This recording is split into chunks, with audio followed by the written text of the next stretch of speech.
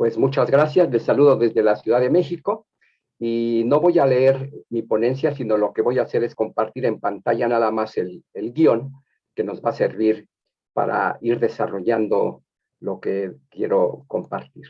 Entonces voy a hacer esto. Muy bien, ahí está.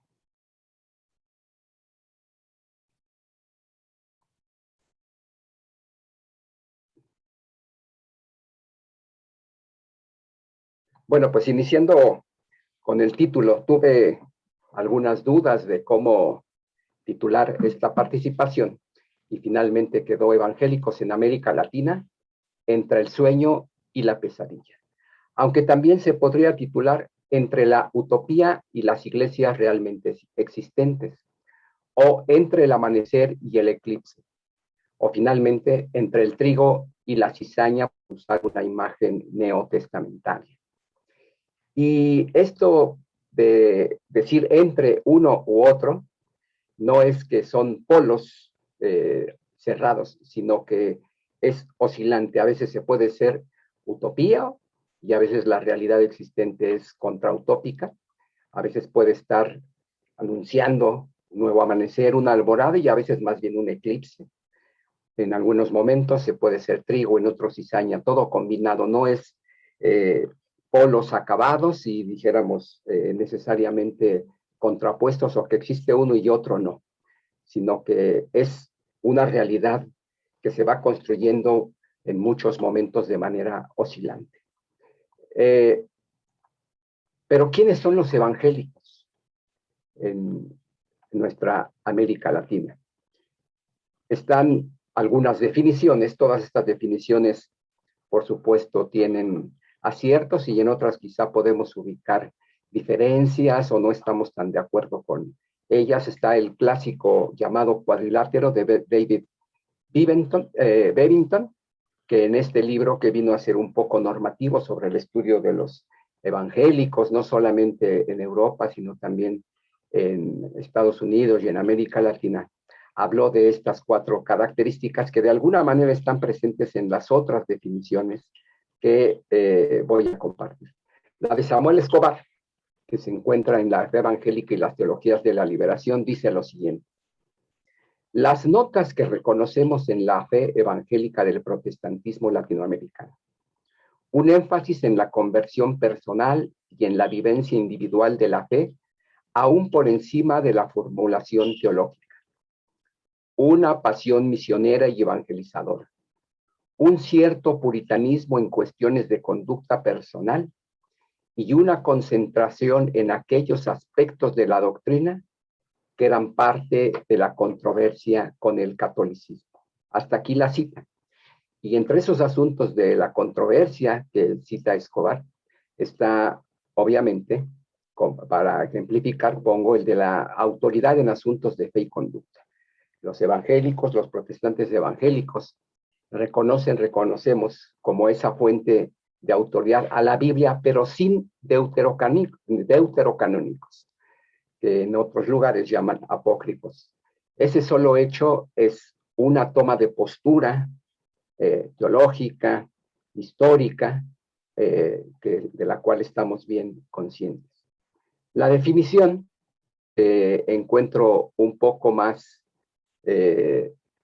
útil, dijéramos, para tratar de entender el ethos, el corazón de lo que es ser evangélico, es la tomo de Timothy Larson, en este libro, en este capítulo que está en el libro de Cambridge Companion to Evangelical Theology. Un evangélico es un protestante ortodoxo, es decir, alguien que hace suyas las solas, la sola fe, la sola Biblia, la gracia, etc. Un protestante ortodoxo que se encuentra en la tradición de las redes cristianas globales que surgen de los movimientos de avivamientos del siglo XVIII, asociados con John Wesley y George Whitefield. 3. Un evangélico es quien tiene un lugar preeminente para la Biblia en su vida cristiana como autoridad final, divinamente inspirada en asuntos de fe y práctica. 4. Un evangélico es quien enfatiza la reconciliación con Dios a través de la obra expiatoria de Jesucristo en la cruz. Y finalmente, 5, un evangélico es aquel que destaca la obra del Espíritu Santo en la vida de la persona para llevar a cabo la conversión y comunión de vida permanente con Dios y el servicio a Dios y a los demás, incluyendo el deber de todos los creyentes para participar en la tarea de anunciar el Evangelio a otros. Sabemos que hay otros acercamientos a este ejercicio definitorio. Por ejemplo, tenemos el de José Miguel Bonino y varios otros autores y autoras que coinciden en términos generales con estas definiciones que aquí he mostrado. Más o menos hace siglo y medio, en algunas naciones de América Latina, en otras un poco más o un poco menos, se inició la presencia física del protestantismo, aunque antes hubo una presencia ideológica o a veces podemos llamar simbólica. Y tenemos que se dio una transformación lenta, pero siempre en avanzada. De ser una minoría acosada, señalada por su ajenidad a la cultura iberoamericana que paulatinamente se fue afianzando, por factores y personajes exógenos y endógenos. La mayoría de los estudios sobre el enraizamiento del protestantismo o el cristianismo evangélico en América Latina han hecho énfasis en los personajes y factores exógenos. Por ahí se ha ido la mayoría de los estudios, pero ya de un tiempo para acá han aparecido muy buenas investigaciones en distintos países donde se remarca, se subraya los personajes y las condiciones endógenas que contribuyen para que vaya tomando espacio entre nosotros el protestantismo. Bueno, entonces, de esa minoría acosada, pasamos hasta hace más o menos unas 4 décadas a un crecimiento explosivo. Por ejemplo, en México, en 1930, el 0.75% de la población, es decir, menos de un punto porcentual, tres cuartos de un punto porcentual, se identificó como protestante. En el censo del 2020 alcanzó 11,2%, aunque al hacer readscripciones no contempladas en el censo, el porcentaje de protestantes evangélicos en México fácilmente es de 15 puntos. Mayores porcentajes tienen todos los países de Centroamérica: Brasil, Chile, Colombia, Bolivia, República Dominicana, Venezuela y Argentina. Y hay cifras, estudios que nos muestran estos porcentajes. En el caso de México es muy variable los comportamientos de adscripción religiosa en diversas zonas del país. Tenemos, por ejemplo, en zonas preponderantemente indígenas, como es el caso de Chiapas, en los Altos de Chiapas, que ya hay municipios que la población de cristiana evangélica es mayor al 40% y en algunos ya supera el 50%. Entonces, también por regiones hay comportamientos distintos, diversas explicaciones y demás. Y lo mismo pasa en otros países latinoamericanos. En el Congreso Evangélico Hispanoamericano de La Habana, de 1929, cuyo presidente fue Gonzalo Báez Camargo, el liderazgo asistente imaginó que el fermento para renovar religiosa y culturalmente al continente estaba en el protestantismo. Y leo aquí algo que escribió Gonzalo Báez Camargo en el libro que da razón de lo sucedido, de los acuerdos, los diálogos y demás, en ese Congreso de La Habana. No existe ya la Inquisición, pero su espíritu de intolerancia no ha muerto. Y la renovación religiosa que esperamos y que ansiamos no puede venir, no ha de venir del seno de la Iglesia Católica. ¿Quiénes, pues, encabezarán y dirigirán la renovación religiosa de Hispanoamérica? Para ser verdaderamente efectiva, tiene que ser original y espontánea. Y no puede ser otra que la proveniente del Cristo divino de los evangelios. Los renovadores deberán ser ineludiblemente cristianos. Quedan por consiguiente como única esperanza en el momento actual los núcleos evangélicos latinoamericanos. ¿Está nuestro protestantismo capacitado para iniciar, organizar y dirigir esta renovación? Este era el anhelo, esta era la visión del Congreso de La Habana, 1929, una mirada optimista hacia el futuro del protestantismo en América Latina, los beneficios que podía traer, no solamente como renovación religiosa, sino también para la creación de un nuevo piso cultural. Hoy que ya en términos cuantitativos, la población evangélica protestante es muy de considerar en distintos países de América Latina, presencias numéricas inéditas, por ejemplo, en el caso de todos los países que componen Centroamérica, pero no nada más ahí. Vemos y podemos observar lo siguiente. Ante el crecimiento evangélico protestante, cabe reflexionar si lo que ha acontecido es más un cambio de adscripción religiosa y una adopción de nuevos rituales religiosos, pero ha quedado más o menos sin tocar el núcleo de ciertas prenociones y prácticas de la cultura patrimonialista latinoamericana, las cuales no se transforman al ingresar al nuevo círculo confesional.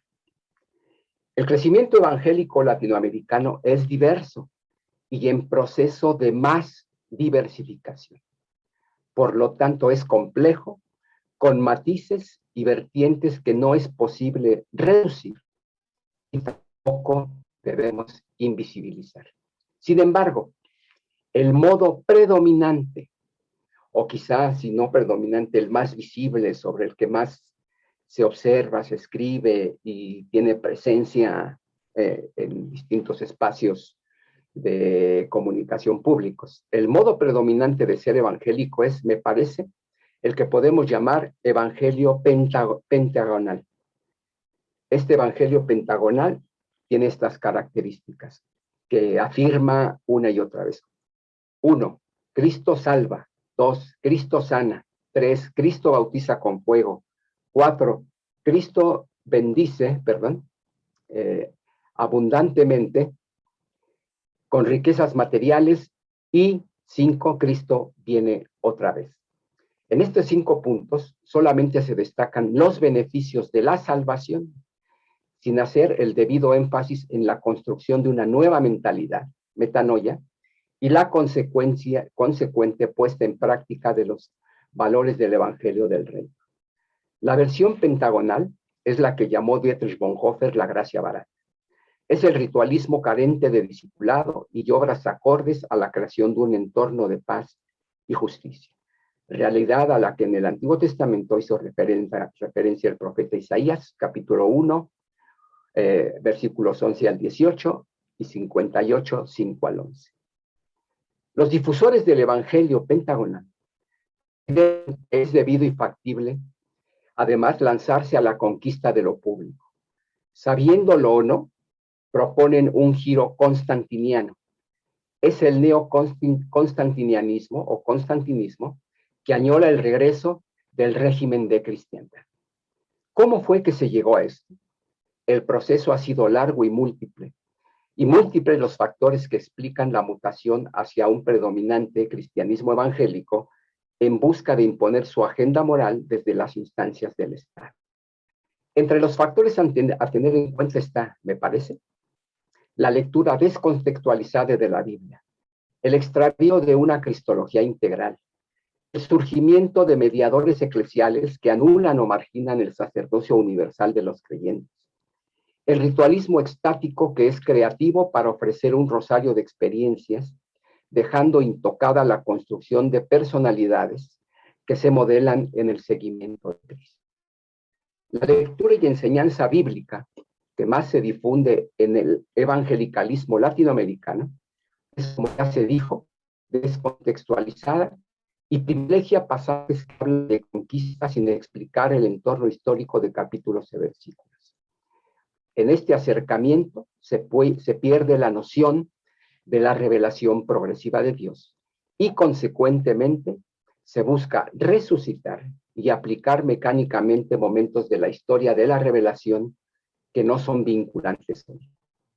También se privilegia la lectura mágica de la Biblia, creyendo que si se sigue determinado recetario y realizan ciertos conjuros o declaraciones, necesariamente Dios hará lo anhelado por quien exige el milagro.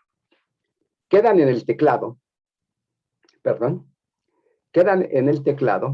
más consideraciones acerca de cómo se fue gestando el estado actual que guarda el cristianismo evangélico en América Latina. Y ahí hago algunas consideraciones, pero dado que mi tiempo de participación se está agotando, quiero pasar a este punto casi final. Varios y varias de las que estamos aquí compartimos esta crítica, pero me parece que podemos incurrir en un error que aquí denomino que debemos vencer la tentación del francotirador progresista. Hay que aprender a ver y reconocer los signos prometedores de este protestantismo que hemos intentado describir para no convertirnos en vanguardia sin pueblo. Además de compromiso en comunidades de fe, elaboración comunitaria de teologías y prácticas que sanen toda enfermedad y toda dolencia en el pueblo, Mateo 9:35, debemos elaborar coincidencia con movimientos de la sociedad civil para edificar contextos sociales más benéficos para todos y para todas. Y a esto coadyuva que conozcamos las investigaciones realizadas por los de afuera del ser y hacer de las iglesias cristianas evangélicas. Estos acercamientos muestran la multiforme realidad de nuestras comunidades y son valiosos insumos para nuestra reflexión teológica pastoral. Y aquí es donde iba a comentar sobre algunos de estos acercamientos de afuera. No sé cuántos minutos me quedan, si me pueden indicar, para saber si ya aquí debo terminar o puedo decir algo más. 2 o 3 minutos, Carlos, muchas gracias. Bueno, tenemos el libro de Brad S. Gregory, que es un estudio histórico, de sociología histórica, que se llama La Reforma Involuntaria, como una revolución religiosa secularizó a la sociedad. No voy a ahondar en él, ni voy a mencionar muchos elementos, simplemente decir cómo hay estas paradojas de una reforma, la de Lutero, el movimiento del siglo XVI, de una manera involuntaria, y me parece a mí que tiene que ver eso con su asociación a hacer iglesias territoriales. Pone también las bases para lo que Brad S. Gregory llama la secularización o el proceso de secularización de la sociedad. Después, este año, tenemos en la revista Sociology of Religion un estudio muy interesante que son sobre las paradojas del pluralismo, privilegio y la persecución, en el que se trata de explicar el crecimiento del cristianismo y su declinación global. Es un estudio muy meticuloso, amplio, y que nos muestra cómo, en términos generales, en las sociedades donde se creó nuevos regímenes de cristiandad, que rompen sí con la cristiandad tradicional, dominante hasta el siglo XVI, después siguen ciertos caminos que realmente lo que hacen es, ahora son las sociedades donde está no creciendo el cristianismo, sino ha ido declinando de un tiempo para acá de manera muy significativa, y en parte tiene que ver otra vez por la construcción de iglesias territoriales, su unión, su identificación, simbiosis con el Estado, los privilegios que se tenía ahí por ser cristiano, etcétera, etcétera. Y en contraposición, los autores de este estudio como les digo, que se llevó varios años, que hay estudios estadísticos, cualitativos y demás ahí en la investigación, nos muestra cómo parece que, no parece, sino que una de las conclusiones es que las iglesias que han tenido no privilegios por el Estado se las viven mejor en varias circunstancias con la sociedad. Después está un estudio de Sider, que es para los Estados Unidos, que es The Scandal of the Evangelical Conscience, donde él muestra cómo los cristianos de la parte más evangélica de los Estados Unidos, el llamado Bible Belt, el cinturón bíblico, realmente tienen conductas iguales, sino peores que el mundo llamado secular. Por ejemplo, hay más violencia doméstica, más machismo, más abuso de infantes y varias otras cuestiones. Un estudio, en el caso mexicano, que es de Rosalba Aida Hernández Castillo, La otra frontera, identidades múltiples en el Chiapas postcolonial, tiene una parte muy interesante de cómo la etnia mam en México, que es, hay mames en Guatemala y en México, a principios, en la década de los 20 del siglo pasado en México, la iglesia presbiteriana en esa zona se convirtió en zona de refugio de los mames. Mientras todo el entorno les era hostil, la iglesia presbiteriana fue la que les proveyó de una zona de refugio y de espacios de desarrollo que hicieron grandes transformaciones en esa, importantes transformaciones en esa zona. Después tenemos un estudio reciente sobre la conducta política. Gracias, Carlos. El tiempo se ha vencido. No sé si podemos ir, por favor, ya terminando. Bueno, gracias. muy bien, pues hay otros 2 o 3 materiales que quería mencionar aquí, pero ya no me queda tiempo. Agradezco mucho y quizá habrá tiempo en el momento de las preguntas, los comentarios. Muchas gracias.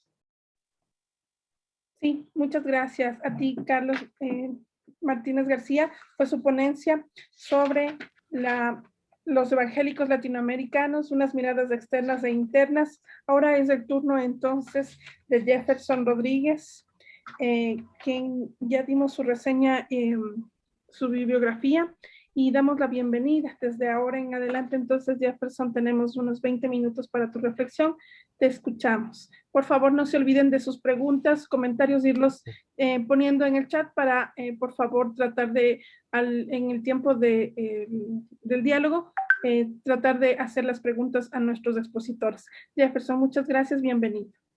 Mayra, un saludo y un saludo para Carlos y bueno, todas las personas que están ahí en la sala, en especial a los compañeros y compañeras de los núcleos de Colombia. Veo que están ahí nuestros compañeros y compañeras de Barranquilla, de Medellín, de Cali y de Bogotá.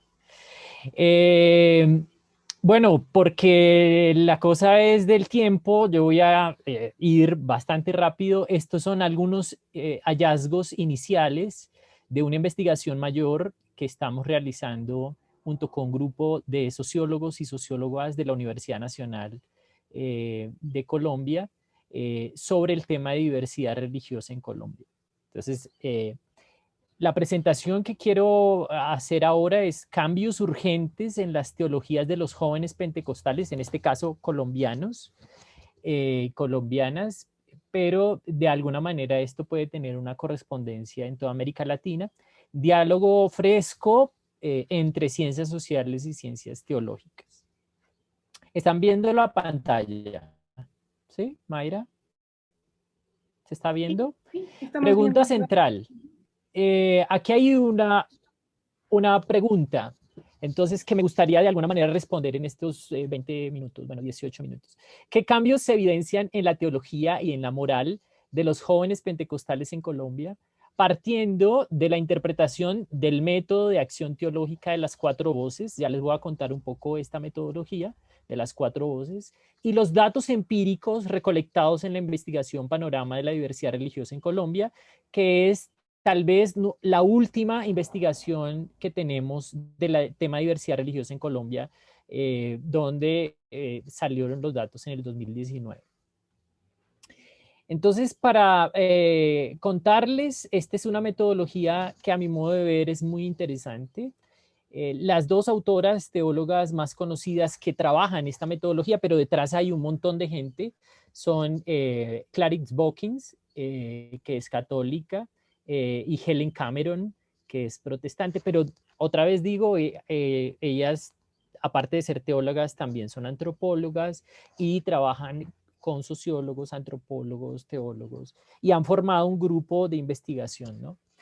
Y en estos grupos de investigación han concluido algo que a mí me parece muy importante tener en cuenta en las teologías pentecostales, y es las cuatro voces de la teología.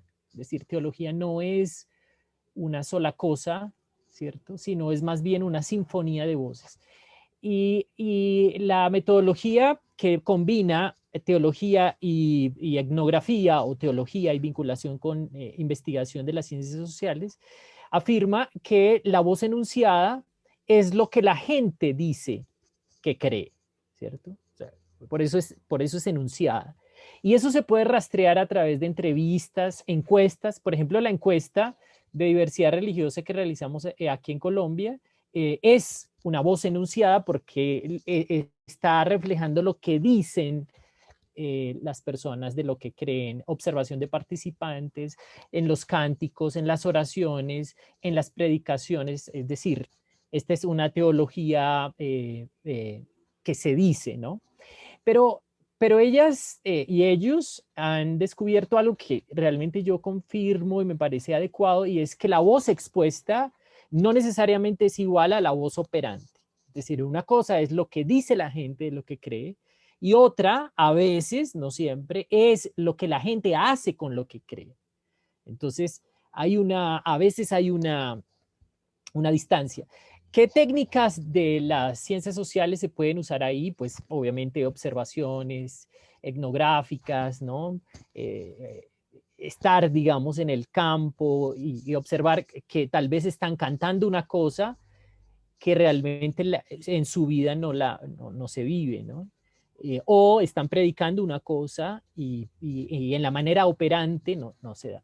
La voz normativa de la teología es esto que tiene valor normativo en las iglesias. Esto tiene que ver con toda la fe cristiana.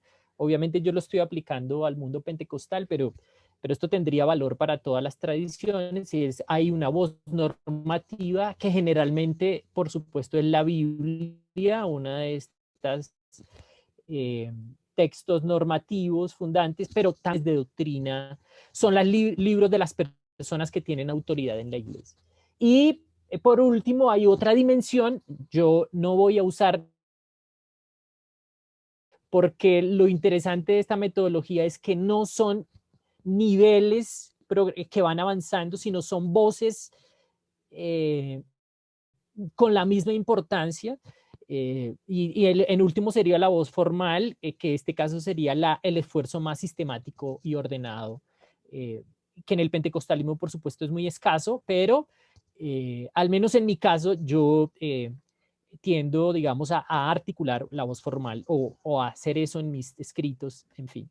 Pero lo que quiero decir es, lo particular de esto es que son niveles, como que todo, y el nivel formal es mayor. Bueno, no son niveles de jerarquía, son voces importantes, y el que quiera hacer teología, al menos hoy, parece que tiene que necesariamente, al menos mínimamente, recoger la voz operante, la voz expuesta, la voz normativa y la voz teológica formal, ¿no? ¿Qué se pregunta en la voz operante? ¿Qué hacen los jóvenes pentecostales con lo que creen? ¿No? ¿Qué se pregunta en la voz expuesta? ¿Qué dicen los jóvenes, en este caso pentecostales, con lo que creen? ¿Qué se pregunta en la voz normativa? ¿Cómo entienden las juventudes la Biblia y las doctrinas? Porque, como ha dicho Carlos, hay unos entendimientos no exegéticos, digamos, pero hay un entendimiento de la Biblia y de las doctrinas. Y la teología formal sería cómo responden las juventudes a la verdad cristiana, ¿no? De alguna manera. Esto es básicamente lo mismo. Estas preguntas las estoy profundizando, y he puesto que es en forma de espiral porque en un sentido es esa sistemática, es decir, no es cerrada esta manera de entender la teología. he agregado una pregunta: ¿cómo lee la Biblia los adultos? También el tema de los jóvenes pentecostales, es decir, ¿cómo leen los adultos a los jóvenes desde la Biblia? Y en la teología formal también he colocado otra pregunta aquí en esta diapositiva: es ¿cómo elaboran teología sistemática las voces de los jóvenes? Bueno, es decir, ¿cómo elaboran los que hacen teología sistemática? ¿Cómo valoran las voces de los jóvenes o si la están incorporando? ¿Cómo responden las juventudes pentecostales a la verdad? Bueno,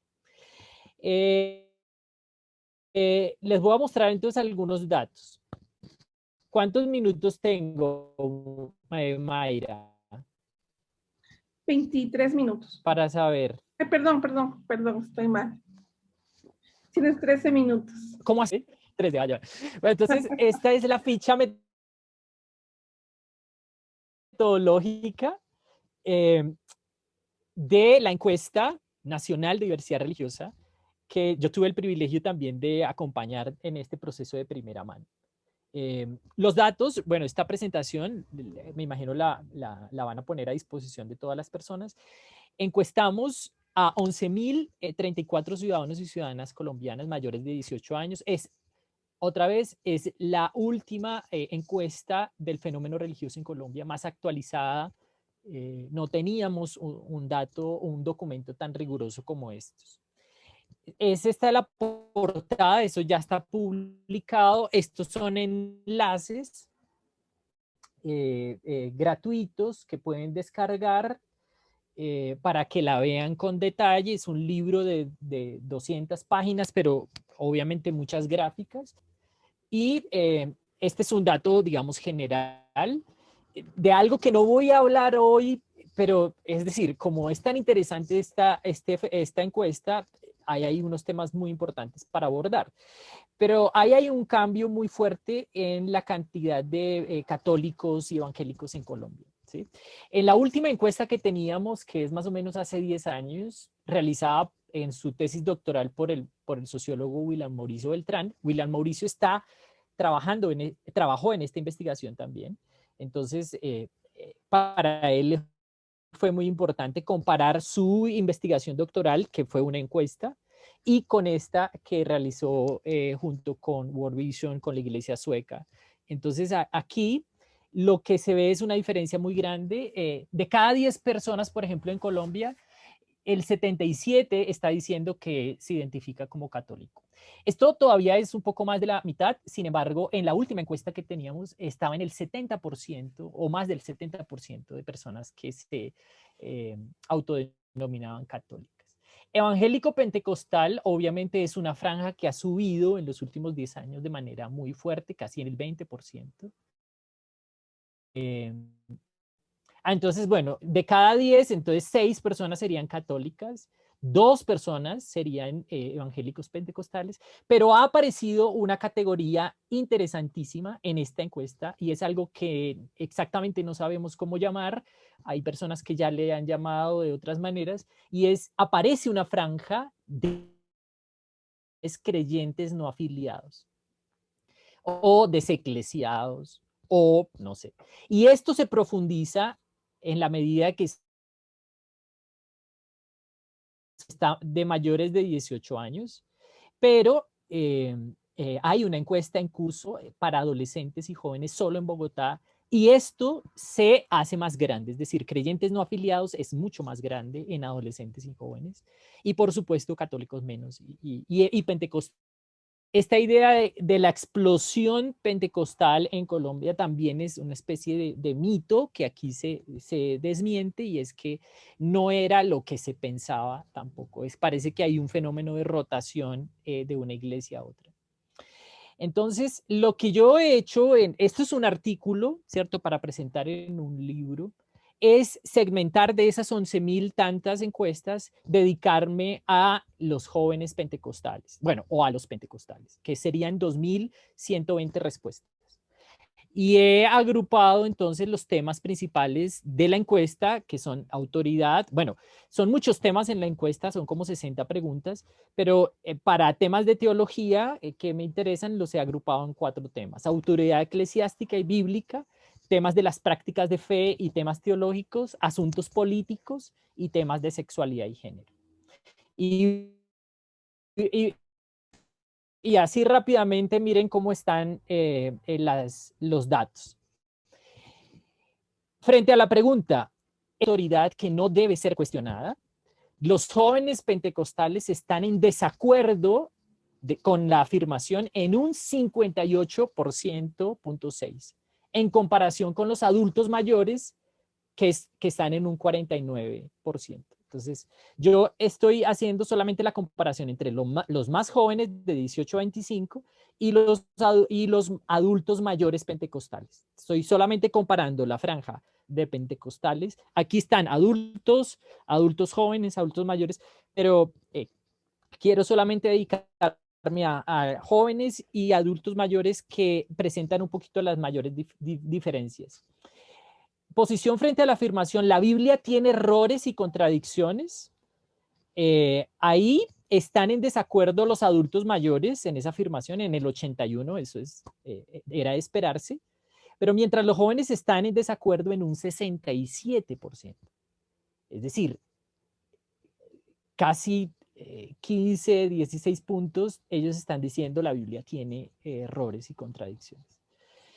Frente a la lectura de la Biblia, la frecuencia, frente a la frecuencia de la lectura de la Biblia, responden que todos los días el 51.1% de los adultos mayores leen la Biblia frecuentemente, todos los días, y los jóvenes dicen que todos los días 23%. Aquí hay un cambio bastante impresionante en la frecuencia de la lectura de la Biblia entre adultos mayores y jóvenes. Cree que la salvación de su alma depende de lo que haga en esta vida, como misas, como cultos, buenas obras, etc. Los adultos pentecostales afirman que sí, en un 63%, y los jóvenes pentecostales, esto me llamó mucho la atención, en un 73%. Esta idea de que la salvación hay que ganársela es mucho más fuerte adultos. Posición frente a la afirmación. ¿Cree en la predicción que hace el horóscopo? Los adultos mayores dicen que no, en un 92%, los jóvenes. El hombre es la cabeza del hogar. Frente a la pregunta sobre si está de acuerdo con la afirmación de que el hombre es la cabeza del hogar, los adultos mayores pentecostales afirman que sí, están de acuerdo en un 83%, esto era de esperarse, mientras los jóvenes pentecostales dicen que están de acuerdo en un 66%. Ahí hay casi 17 puntos de diferencia, cada vez menos de acuerdo. Frente a la posición, ¿está de acuerdo con el matrimonio entre parejas del mismo sexo? Los adultos mayores pentecostales dicen que sí están de acuerdo solo en un 4%, o sea, también era de esperarse eso, pero los jóvenes pentecostales dicen que sí están de acuerdo en un casi 21%. Miren el cambio de tantos puntos ahí. ¿Considera conveniente la completa despenalización del aborto? Los adultos mayores pentecostales responden en sí, con un 8.7. Los jóvenes pentecostales afirman que están de acuerdo en un 19.3. Todas estas preguntas que tienen que ver con homosexualidad casi que tienen la misma franja. ¿Considera que la homosexualidad es una enfermedad? Preguntamos en la encuesta. Los adultos mayores dicen que no, que no es una enfermedad, el 59.7%. Y los jóvenes dicen que no es una enfermedad, el 70.8%. Frente a la pregunta si una persona homosexual está en pecado, los adultos pentecostales dicen que no está en pecado, en un 20%. Y los jóvenes, 19.5%. Y los jóvenes dicen que no están en pecado, un 25.2%. Frente a la pregunta si un homosexual está endemoniado, el 47% de adultos mayores afirman que sí está endemoniado y el 31.1% de jóvenes igualmente dicen que está endemoniado, es decir, el 70% diría no. Frente a la pregunta si los homosexuales son pervertidos, los adultos pentecostales dicen que no en un 27.5% y los jóvenes dicen que no en un 47%. Aquí hay un cambio muy fuerte también. Frente a la pregunta, ¿considera conveniente que los líderes religiosos, pastores, sacerdotes participen activamente en política? Aquí entramos al tema de la política electoral. Los adultos mayores dicen que no les parece conveniente en un 54.4 y los jóvenes pentecostales dicen que no les parece en un 47.9. Es decir, parece que ellos toleran, los jóvenes, un poco más esto que los líderes participen en política. Y otra pregunta parecida, ¿considera conveniente que las instituciones religiosas apoyen a un partido político? Los adultos mayores pentecostales dicen que no, y es en 57.7, mientras los jóvenes pentecostales dicen que no, en un parecido 58. Sin embargo, aquí lo que más se nota es el que no sabe en jóvenes, que es casi un 16%. Bueno, ¿cuánto tiempo tengo, Mayra? 3 A minutos ver, y ¿qué medio, más logro o menos. decir? No, no puede ser. Bueno, entonces, para entonces dejarles solo provocados, luego de estos datos, lo que yo he hecho, pero de repente no lo voy a poder explicar, es entonces ir observando cada franja que he categorizado como teología del poder, de la mística y del deseo sexual o de la sexualidad, como estos tres grandes puntos teológicos de cambios que los jóvenes están diciendo. Pero los analizo de la manera operante, es decir, lo que hacen los jóvenes pentecostales, luego lo que dicen, ¿sí? Que ya lo leímos, hay muchos cambios, principalmente en el tema de sexualidad y de la teología normativa, teología formal. Esto es casi que copiar del artículo que estoy haciendo y pegar, entonces es solo la lectura muy larga, antipedagógica, y me perdonan. Pero por darles un ejemplo en un minuto antes de cerrar. Estas serían las observaciones sobre la teología operante de poder. En un sentido, poder y política está vinculado, sexualidad y mística, ¿no? O experiencias espirituales. El poder de los líderes eclesiales proviene de Dios, según los jóvenes, y es muy fuerte sobre los jóvenes, pero es transitorio. Porque viene a través de significantes vacíos. Esto es de otra investigación de mi tesis de maestría. Yo mostré cómo realmente esta teoría de Ernesto Laclau sirve mucho para ir moviendo la teología pentecostal. Por ejemplo, la unción, el propio poder se vuelve un significante que aglutina muy fuertemente, no necesariamente las personas, ¿cierto? No necesariamente los líderes, que más o menos la sociología afirma que los pentecostales somos borregos detrás de los líderes. Bueno, hay otras lecturas. Hay una salida muy grande de las iglesias pentecostales al grupo de creyentes no afiliados, que sería el fenómeno más interesante en Colombia. Está mostrando que la autoridad no radica en las figuras de los poderosos. Bueno, el tema de teología política, los jóvenes pentecostales ven más claramente las diferencias entre incidencia política y proselitismo político. Si bien la gran mayoría de comunidades pentecostales iniciaron practicando lo que llamaríamos la apolítica en sus estatutos, la realidad es que los jóvenes pentecostales cada vez están más informados y animando manifestaciones públicas. Bueno, solo para darles un ejemplo. Teología operante de los jóvenes en lo místico. A ellos no les importa mucho la Biblia, como ustedes saben, y cada vez menos leen menos la Biblia. Lo que cada vez es más importante en los jóvenes es la experiencia del cuerpo con el espíritu, ¿no? Es la experiencia de la liturgia, sentir a Dios, y hay una manera de leer la Biblia antiexegéticamente, diríamos, ¿no? Pero esta experiencia del espíritu es mucho más importante que el estudio bíblico, a pesar de que esto tenga tensión con la teología normativa pentecostal, ¿no? Y el temas de deseo sexual, pues por supuesto son los temas preferidos en los congresos de jóvenes. Obviamente van muy regulados con la castidad, llegar virgen al matrimonio, etcétera. Sin embargo, se ve que cada vez es muy distante eso de los jóvenes. Un ejemplo de teología expuesta, y ahí voy describiendo, la teología expuesta es lo que dicen, entonces no me voy a dedicar mucho porque casi que es a hacer una pequeña interpretación del tema de la encuesta. Voy a la teología normativa es eso que tiene mucho valor, ¿no? Y por ejemplo, en temas de poder, de autoridad, pues el liderazgo está muy ratificado en las lecturas que se hacen de la Biblia. Pero ahí hay unas contradicciones muy fuertes en los manuales casi de todas las denominaciones pentecostales que colocan la primera doctrina, y es que la Biblia es superior a la razón y a la conciencia, ¿no? Esto es como la entrada al canon pentecostal. Sin embargo, vemos que esa no es la entrada en unas teologías más empíricas. Entonces, aquí vemos una tensión. Lo que quiero enfatizar es que ninguna de estas cuatro voces es superior a la otra.